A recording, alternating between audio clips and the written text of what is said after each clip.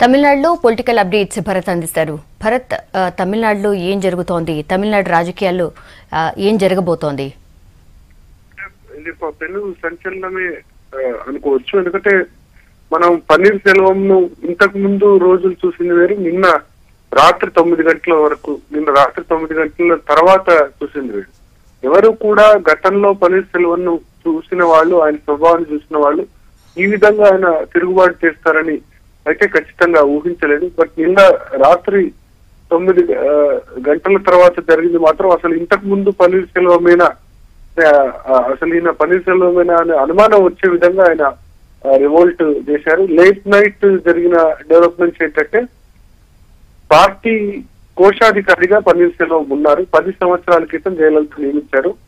ఆ కోశాధికారి పోస్ట్ నుంచి శశికళ తొలగించారు. ఎందుకంటే ఏఐఏడీఎంకే ప్రధాన కార్యదర్శిగా ఇప్పుడు శశికళ ఉన్నారు కాబట్టి కోశాధికారిగా ఆయన్ని తొలగించి శ్రీనివాసన్ అనే వేరే వ్యక్తిని శశికళ అన్నాడీఎంకే కోశాధికారిగా నియమించారు. ఆ తర్వాత పోయస్ గార్డెన్ లోని నివాసం నుంచి బయటకు వచ్చి అభిమానులకు అభివాదం చేసిన శశికళ కొన్ని ఆరోపణలు పన్నీర్ సెల్వంపై చేశారు. ఇదంతా కూడా డిఎంకే వెనక ఉండి నడిపిస్తుంది, డిఎంకే పంచన పన్నీర్ సెల్వం చేరారంటూ ఆరోపించారు.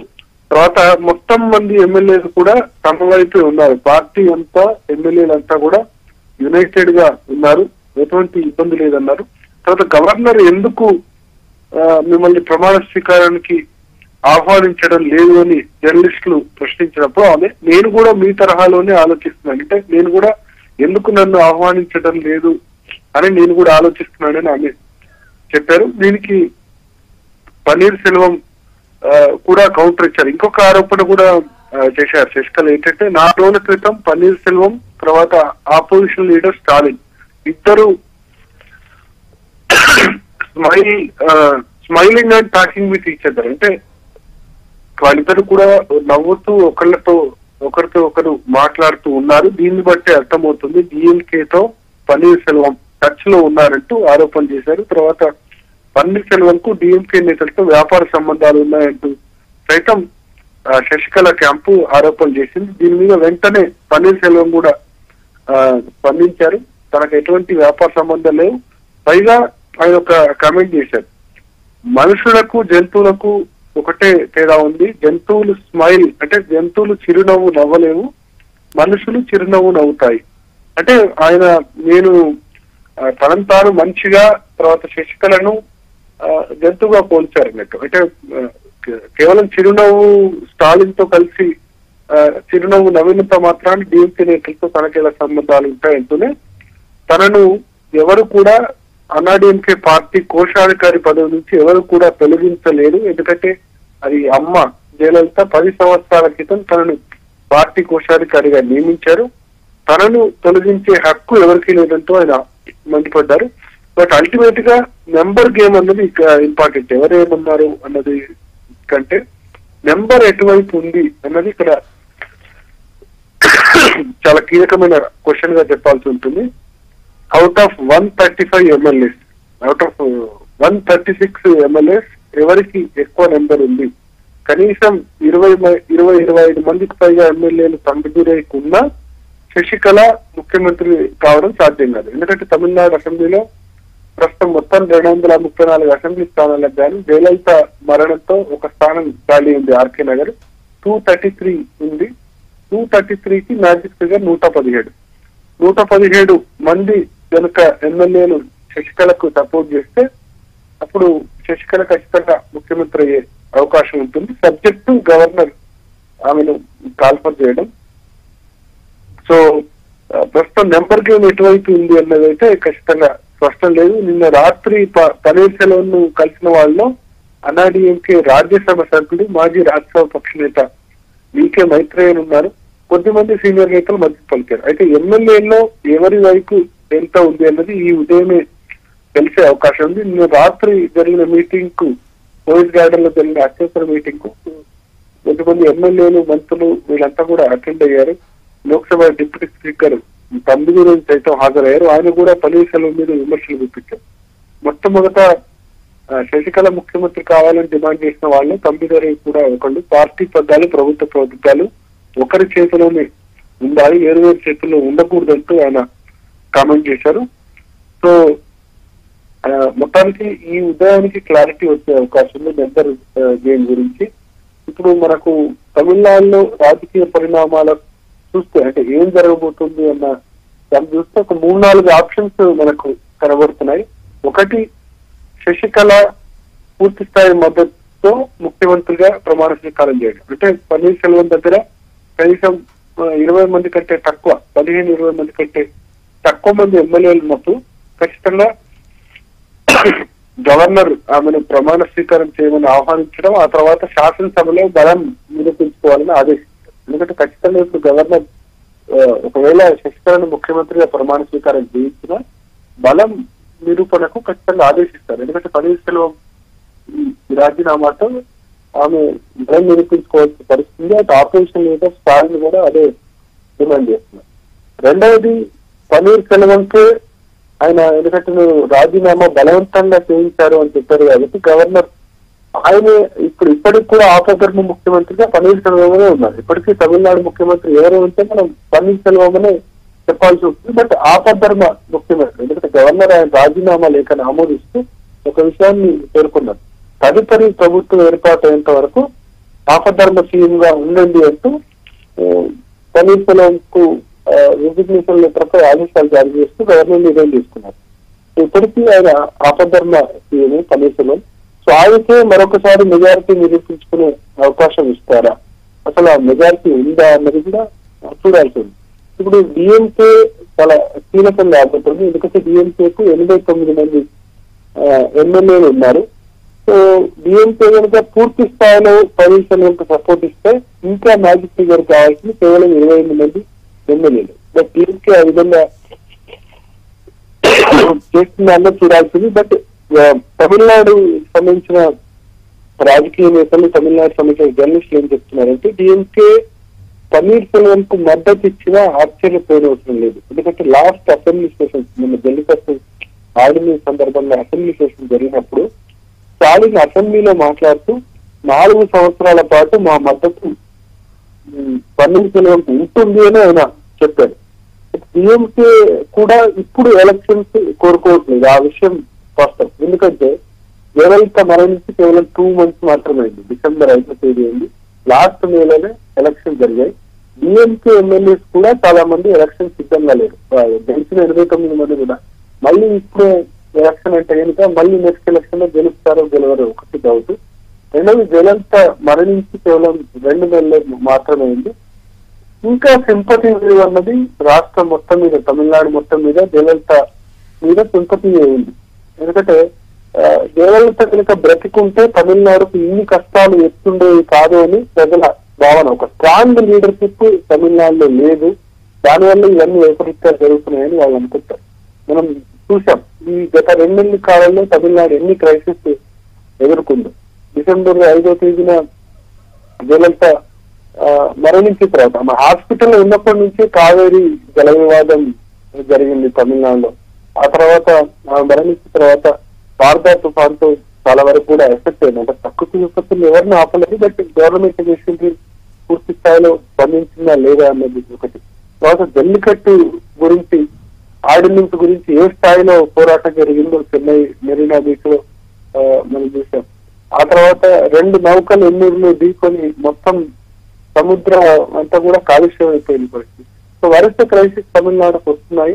ఇది స్ట్రాంగ్ లీడర్షిప్ లేకపోవడం వల్ల తమిళనాడు ప్రజల భావన. ఇంకా కూడా జయలలిత సింపతి ఉంది. అందుకని డిఎంకే కూడా ఇప్పటికిప్పుడు ఎలక్షన్స్ కోరుకోవట్లేదని తమిళనాడు సంబంధించిన జర్నలిస్టులు చెప్తున్నారు. ఇంకో 1-2 years ఇదే విధంగా కొంత టైం పాస్ చేసి 1-2 years తర్వాత ప్రజల్లో విసుగు పుట్టేది. అంటే ఇక శశికళ, పన్నీర్ సెల్వం వీళ్ళిద్దరి మధ్య గొడవలు ఉన్నాయి, మనకు వేరే పార్టీ కావాలి, స్ట్రాంగ్ లీడర్షిప్ కావాలని డిఎంకేను ప్రజలు కోరుకునే సమయం వచ్చేంత వరకు స్టాలిన్ వెయిట్ చేస్తారు. ఆ తర్వాత ఆయన ఎలక్షన్స్ వెళ్తారంటారు. సో అందుకని వాళ్ళు ఈ విషయాన్ని కొట్టిపారేయట్లేదు. పన్నీర్ సెల్వంకు కనుక ఒక 30 మంది ఎమ్మెల్యేలు ఉంటే డిఎంకే సపోర్ట్ చేసినా ఆయనకు ఆశ్చర్యం లేదు. ఒక 1-2 years పాటు గవర్నమెంట్ కంటిన్యూ చేసి ఆ తర్వాత ఏదో కారణంతో ఆయన మద్దతు పొందమని అప్పుడు తనకు అనువైన సమయం వచ్చిన తర్వాత ఎలక్షన్స్ కు వెళ్ళిన ఆశ్చర్యం లేదని చెప్తున్నారు. సో డిఎంకే సంబంధించిన మూవ్ ఏ విధంగా ఉండబోతుందని చూడాలి. బట్ నిన్న రాత్రి స్టాలిన్ మాట్లాడారు. ఆయన కొన్ని కీలక కామెంట్స్ స్టాలిన్ చేశారు.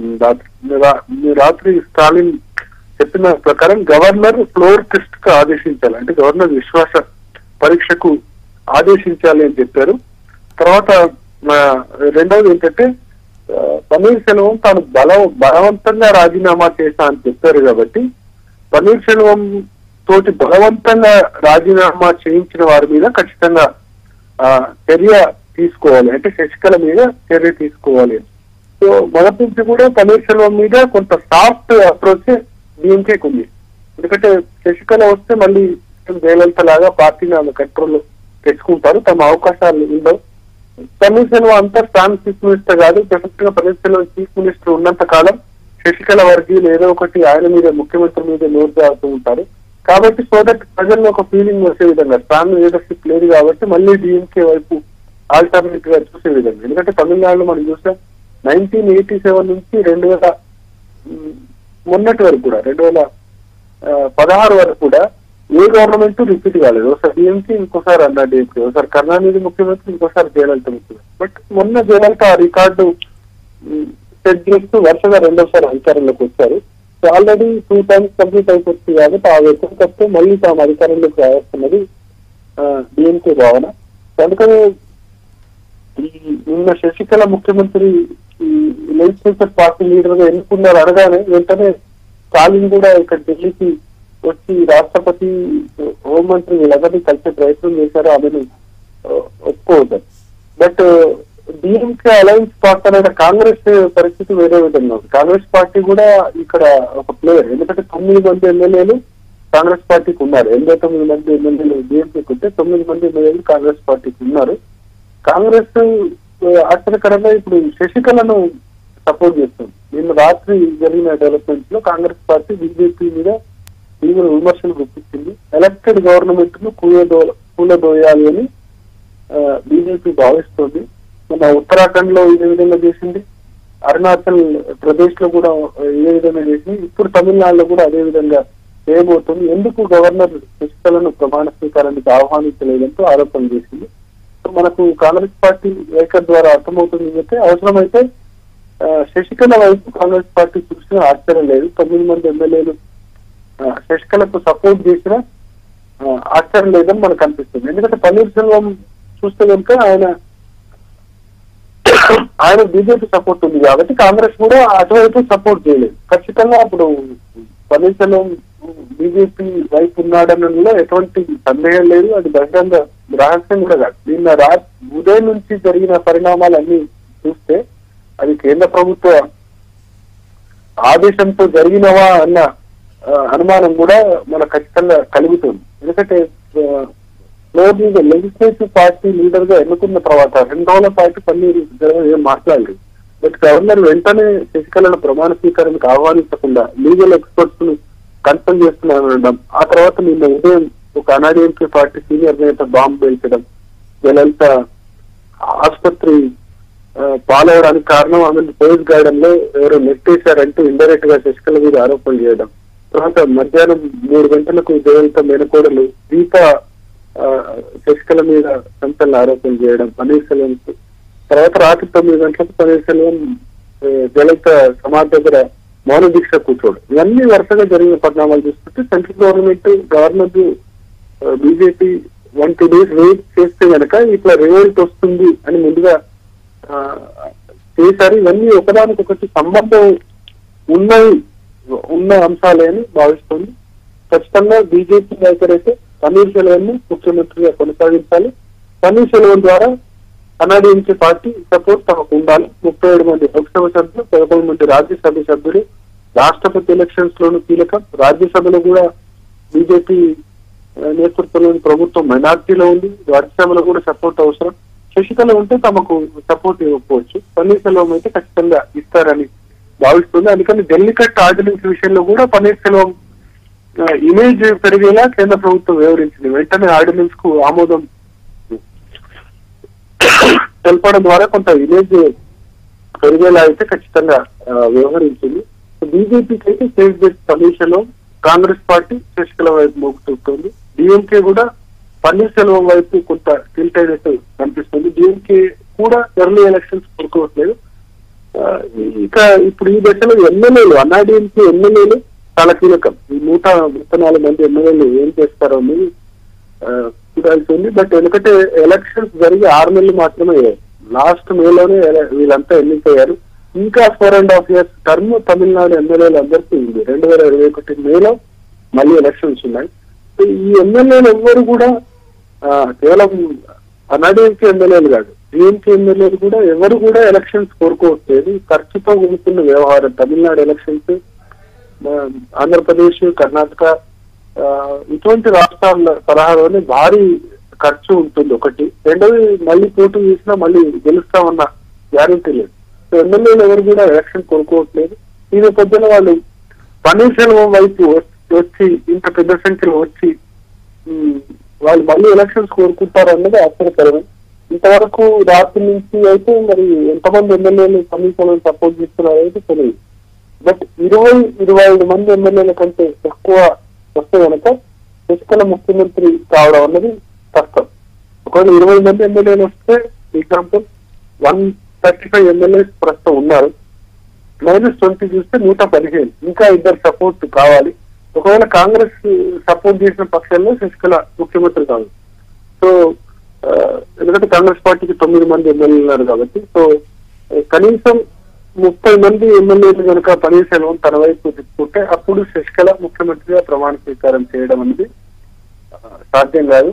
అప్పుడు ఆ సందర్భంలో డిఎంకే లేకపోతే రాష్ట్రంలో బీజేపీ రాష్ట్రపతి పాలన విధిస్తున్నాను చూడాలి. గవర్నర్ ముందున్న అంశాల్లో ఆర్టికల్ 356 రాష్ట్రపతి పాలన విధించడం అన్నది కూడా ఒక ఆప్షన్. రాష్ట్రపతి పాలన ఎప్పుడు విధిస్తారంటే రాజ్యాంగంలో చాలా స్పష్టంగా పేర్కొన్నారు ఆర్టికల్ 356 విధించడానికి. ఏ పార్టీకి ప్రభుత్వం ఏర్పాటు చేయలేని అవకాశం ఉన్నప్పుడు ఒకటి. కాన్స్టిట్యూషనల్ గ్రే గ్రౌండ్ రాజ్యాంగపరమైన విధులు ప్రభుత్వాలు నిర్వహించలేని పరిస్థితిలో ఉన్నప్పుడు, అంటే శాంతి భద్రతలు కానీ ఇటువంటి కండిషన్ లో కానీ. సో ఎవరు కూడా ఒకవేళ గవర్నమెంట్ ఫామ్ చేయని స్థితిలో కొద్దిమంది ఎమ్మెల్యేలు పన్నీర్సెల్వం వైపు కొద్దిమంది వ్యక్తుల వైపు ఉన్నప్పుడు గవర్నర్ దగ్గర ఆప్షన్ రాష్ట్రపతి పాలన. కానీ అవసరమైతే పన్నీర్సెల్వం కు కనుక పూర్తి స్థాయిలో మద్దతు లేకపోతే కేంద్ర ప్రభుత్వం రాష్ట్రపతి పాలన విధించినా ఆశ్చర్యం లేదు. మనం చూసాం ఉత్తరాఖండ్ లో ఏ విధంగా హరీష్ రావత్ కు మెజారిటీ ఉన్న బీజేపీ రాష్ట్రపతి పాలన విధించింది. ఇప్పుడు రాష్ట్రపతి పాలన కూడా ఖచ్చితంగా తమిళనాడులో ఆస్కారం ఉంది. ఆ దిశగా కూడా ఆలోచన చేసే దిశగానే అడుగులు వస్తున్నాయి. సుప్రీంకోర్టు జడ్జిమెంట్ కూడా ఉంది మరొక 6 రోజుల్లో. ఆ జడ్జిమెంట్ లో కనుక శశికళ కనుక దోషిగా తేలితే ఇంకా ముఖ్యమంత్రి పదవి చేపట్టడానికి ఉండదు. ఎందుకంటే దేశంలో అత్యున్నత న్యాయస్థానం ఇంకా వేరే దగ్గరగా అప్పీల్ కు శశికళ వెళ్ళలేదు. 2 సంవత్సరాల కంటే ఎక్కువ జైలు శిక్ష పడితే ప్రజా ప్రాతినిధ్య చట్టం ప్రకారం ఆమె ముఖ్యమంత్రి పదవికి అనర్హురాలు అవుతారు. అంతేకాకుండా ఎంత టర్మ్ జైలు శిక్ష పడుతుందో ఆ జైలు శిక్ష టర్మ్ +6 years, అంటే 3 సంవత్సరాలు జైలు శిక్ష పడితే 3 + 6 9 సంవత్సరాల పాటు ముఖ్యమంత్రి పదవి అటు నుంచి ఎమ్మెల్యే పదవి చేపట్టడానికి కూడా అనర్హురాలు. సుప్రీంకోర్టు జడ్జిమెంట్ కూడా ఒక కీలక ఫ్యాక్టర్ గా ఉండబోతోంది. తర్వాత ఈ ఎమ్మెల్యేలు ఎవరైనా అసలు పన్నీర్సెల్వం వైపు వెళ్తారా, నిజంగానే ఆయనకు కొంత సపోర్ట్ ఉందా అంటే ఈ 2 రోజుల పాటు ఎమ్మెల్యేలతో కొద్దిమంది ఏమంటారంటే పన్నీర్సెల్వం 2 days మౌనంగా ఉన్నారంటే దానికి కారణం కొద్దిమంది ఎమ్మెల్యేలతో కన్సల్టేషన్ లో ఉన్నారు. బీజేపీ కూడా ఆయనకు సహాయ సహకారాలు అందిస్తుంది. కాబట్టి ఎమ్మెల్యేలు సపోర్ట్ చూసుకునే కొద్దిమంది ఎమ్మెల్యేలు సపోర్ట్ చూసుకునే ఆయన మౌన దీక్షకు దిగారు. రెస్పాన్స్ ఎట్లా ఉంటుంది పబ్లిక్, లేకపోతే మొన్నే ఆయన ఒప్పుకునేవారు కాదు శశికళ పేరును ప్రసాదించడానికి. బట్ ఒప్పుకున్నారంటే కనుక ఖచ్చితంగా ఏదో ఉంది, ఖచ్చితంగా ఎమ్మెల్యే సపోర్ట్ ఉంది అని కూడా అనుకుంటున్నారు.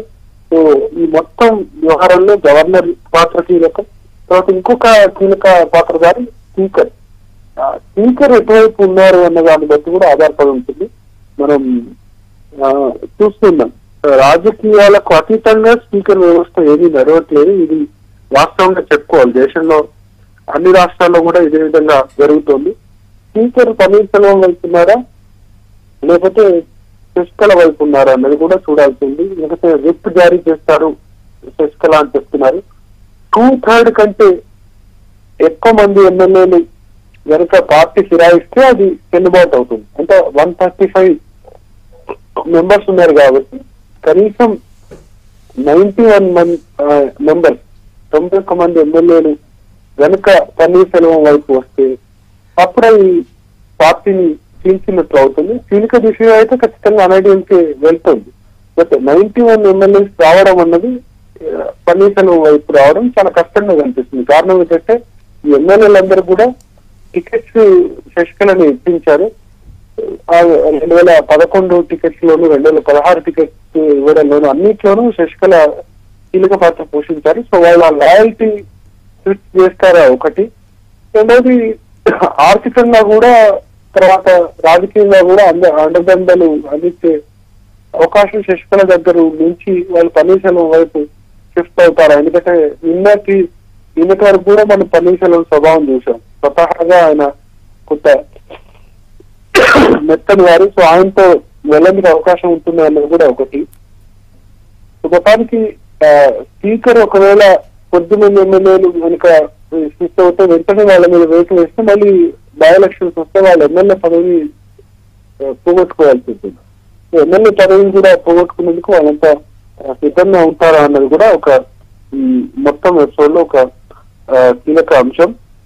ఇవన్నీ చూడాల్సింది. ఉదయం కూడా చెప్తున్నారు, ఉదయం మళ్ళీ పన్నీర్ సెల్వం తర్వాత శశికళ ఇద్దరు కూడా మీడియాతో మాట్లాడే అవకాశం ఉన్నట్టు. గవర్నర్ కూడా మహారాష్ట్ర నుంచి తమిళనాడుకు ఇవాళ చేరుకునే అవకాశం ఉందని చెప్తున్నారు ఇవాళ రేపు. ఎందుకంటే ఇటువంటి అనిశ్చిత పరిస్థితులు నెలకొన్న నేపథ్యంలో గవర్నర్ ఇక్కడికి వెళ్తే కనుక చాలా మంది కలిసే అవకాశం ఉంటుంది. ముఖ్యంగా పన్నీర్ సెల్వం ఇవాళ గవర్నర్ ను కలిసే అవకాశం ఉందని కలిసి తన రాజీనామా ఫోర్స్ఫుల్ గా జరిగింది. ముఖ్యమంత్రి పదవికి రాజీనామా బలవంతంగా జరిగింది. దాన్ని తను విత్డ్రా చేసుకుంటున్నాను అని చెప్పే అవకాశం ఉందంటున్నారు. ఆ సందర్భంలో గవర్నర్ ఏ విధంగా చేస్తారు? రాజీనామాను యాక్సెప్ట్ చేసిన దాన్ని విత్డ్రా చేసుకుంటారా, అది పాసిబుల్ అవుతుందా అనేది కూడా చూడాలి. మళ్ళీ దీనికి కూడా ఇదంతా కూడా కోర్టు కేసుల వరకు వెళ్లే అవకాశం ఉంటుంది. బట్ ఒకవేళ ఇక కేంద్ర ప్రభుత్వ వర్గాలు ఏం చెప్తున్నాయంటే పన్నీర్ సెల్వం కనుక రాజీనామా విత్డ్రా చేసుకుంటే అంటే ఫోర్స్ఫుల్ గా తాను రాజీనామా చేశానని చెప్తే కనుక వెంటనే గవర్నర్ దాన్ని యాక్సెప్ట్ చేసే అవకాశం ఉంది. ఫోర్స్ఫుల్ ఆయన్ని ముఖ్యమంత్రిగా కొనసాగించేందుకు అవకాశం ఉందని చెప్తున్నారు. But even though paneer Selvam ముఖ్యమంత్రిగా కొనసాగించేందుకు గవర్నర్ అవకాశం ఇచ్చినా ఖచ్చితంగా ఫ్లోర్ టెస్ట్ అయితే విశ్వాస పరీక్ష అయితే నిర్వహించాల్సింది. ఎందుకంటే ఎమ్మెల్యేల సపోర్ట్ గురించి ఇప్పుడు క్వశ్చన్ వచ్చింది. ఎమ్మెల్యేల సపోర్ట్ లేదని భావించి ఎవరు కోరినా సరే దానికి విశ్వాస పరీక్ష ఖచ్చితంగా పెట్టాల్సి ఉంటుంది. విశ్వాస పరీక్షలో అప్పుడు పన్నీర్ సెల్వం బలం నిరూపించుకోవాల్సి ఉంటుంది. అది కొంత చాలా కష్టమైన విషయం. అల్టిమేట్ గా ఇప్పుడు తమిళనాడు భవితవ్యం అంతా కూడా అన్నాడీఎంకే ఎమ్మెల్యేల చేతిలో ఉంది.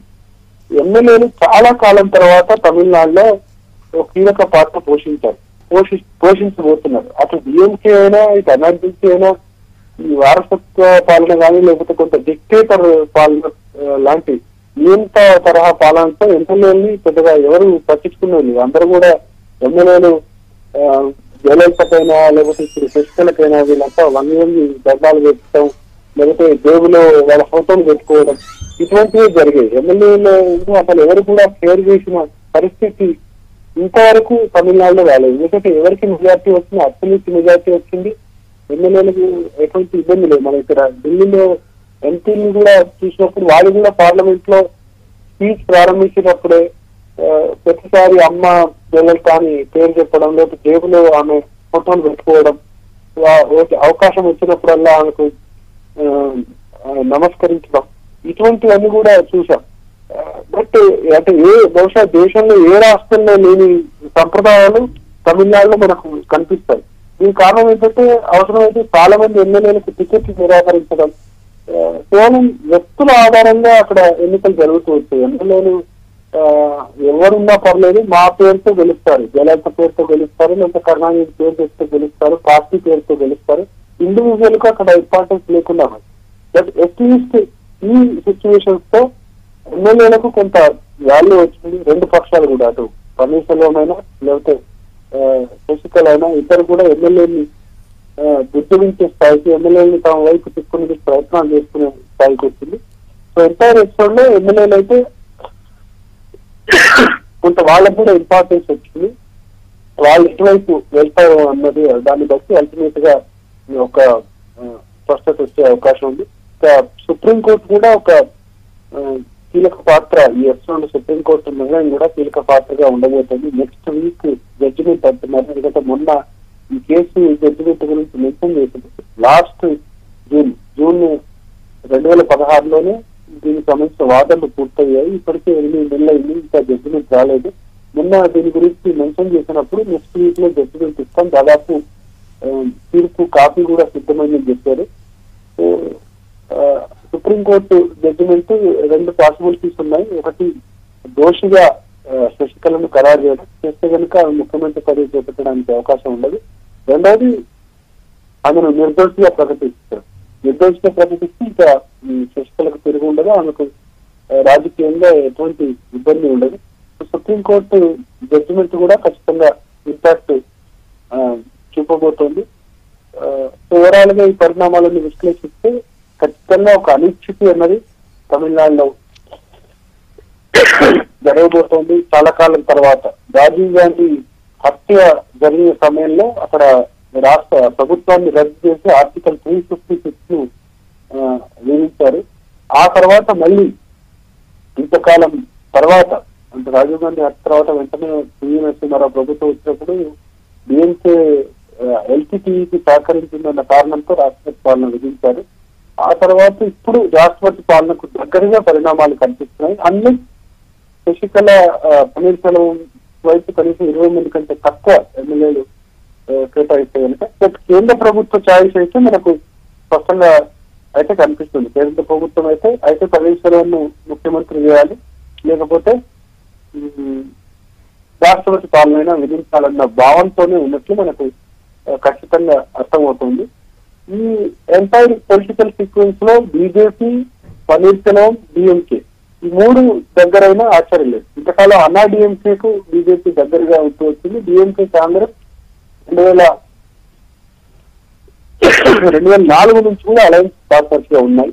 బట్ ఇప్పుడు జరుగుతున్న రాజకీయ సమీకరణాలు అన్నా డిఎంకే అంటే శశికళ వర్గం కాంగ్రెస్ పార్టీ వైపు పోయే అవకాశం కనిపిస్తుంది. ఎందుకంటే శశికళకు పూర్తిగా వ్యతిరేకంగా బీజేపీ వ్యవహరిస్తోంది. పన్నీర్సెల్వం, డిఎంకే ఈ 2 బీజేపీ వైపు వచ్చే అవకాశాలు కనబడుతున్నాయి. సో రాజకీయాల్లో పునరేకీకరణ అన్నది ఇక్కడ తమిళనాడులో జరగబోతున్నట్లయితే మనకు స్పష్టంగా అర్థమవుతుంది. అల్టిమేట్ గా ఈ నిజానికి శశికళ నిన్న ప్రమాణ స్వీకారం చేయాల్సి ఉన్నప్పటికీ గవర్నర్ టైం ఇవ్వకపోవడంతో అది క్యాన్సల్ అయింది. ఈ పరిస్థితిలో మళ్ళీ గవర్నర్ అయితే శశికళను పిలుస్తారా అన్నది కూడా సందేహమే. ఇన్ని సందేహాలు ఉన్నాయి. ఎమ్మెల్యేల support, supreme court judgement, already legal experts consult చేస్తున్నారని, కనీసం రేపైనా ప్రమాణ స్వీకారం చేయాలని శశికళ నిజానికి ఈ పన్నీర్సెల్వం తెలుగుగా ముందు భావించారు. ఫిబ్రవరి 9న మళ్ళీ ప్రమాణ స్వీకారం చేస్తారు అని భావించారు. ఇంతలో ఆయన ఈవెంట్స్ కూడా చేశారు. సో అల్టిమేట్ గా ఎక్కడికి వెళ్తాయి తమిళనాడు రాజకీయాలు అన్నది ఎవరికి కూడా స్పష్టత లేని సిచ్యువేషన్ అయితే మనకు కనిపిస్తుంది. Yes, okay Bharat.